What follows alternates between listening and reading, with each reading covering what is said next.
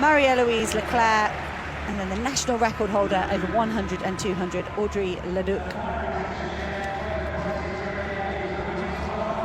I think we should, I think we should see safe changeovers here. Just a few teams dialing it back ever so slightly. I'd look to the Germans to make a smart call here. That's very much their trademark when they go into relays. I don't know, perhaps if you look at the likes of the British team, if they want to get on the podium here, they're going to have to stretch all the way to the end of those changeover zones. But that's such a gamble in these conditions. I think the best outcome here is 8 teams making it round with the baton. And then we start to dream of Melissa Jefferson-Wooden doing the treble. Shelly-Ann Fraser-Pryce getting yet another global medal.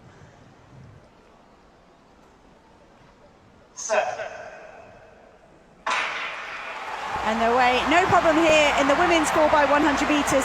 The big teams, Britain in 4, the States in 5, Jamaica in 6. First changeover, here we go. How are these conditions affecting the athletes?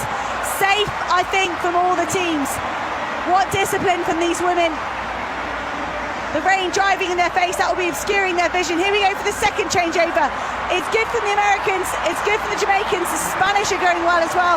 Germany, the bronze medalists from the Olympics, moving well in lane 8. Fine, maybe a gold for the United States.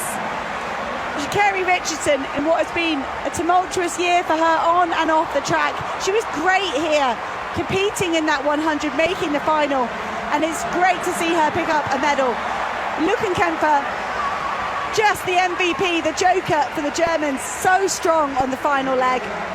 She keeps the British off the podium. But Jamaica, they so nearly did it. They came within 400ths of spoiling the American party.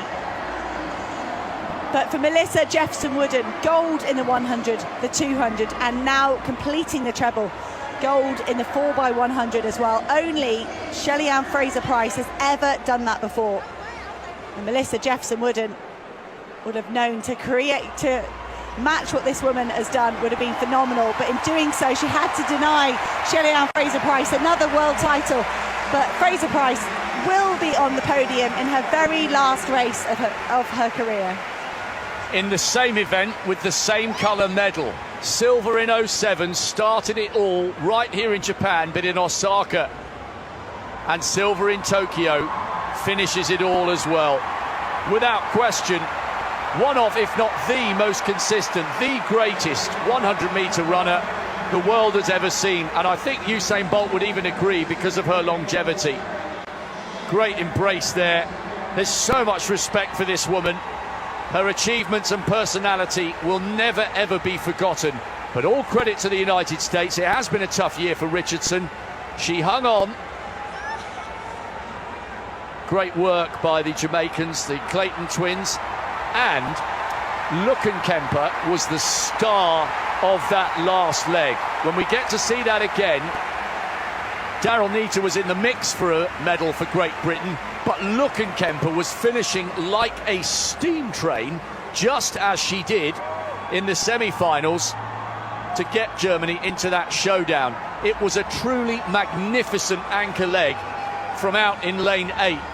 The Spanish were in contention round the second bend, but Luckenkemper blew them away. So, 2-3.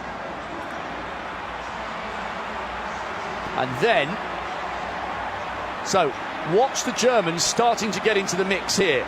But look how much ground Luckenkemper, second from the left, makes up. Richardson is away. And now Luckenkemper, she was even closing on the Jamaican. That was an incredible last leg from the German. No wonder they're over the moon with the bronze. But I think that's a little release of steam there for Sha'Carri Richardson.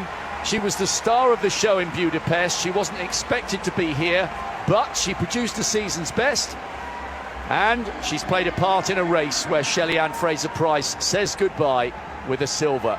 And that's the moment Luckenkemper and her teammates knew they'd taken a global bronze. As always, fantastic discipline from the German women.